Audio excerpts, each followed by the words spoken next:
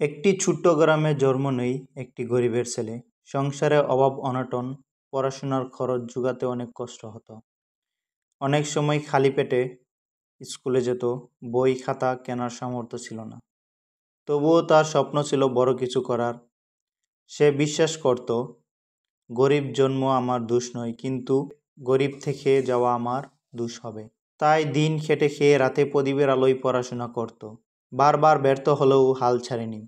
ধীরে ধীরে কঠোর পরিশ্রম ও অদম্য ইচ্ছাশক্তি জোর পরীক্ষায় ভালো ফল করে বৃত্তি পেল। গ্রাম থেকে শহরে গিয়ে পড়াশোনা শেষ করলো।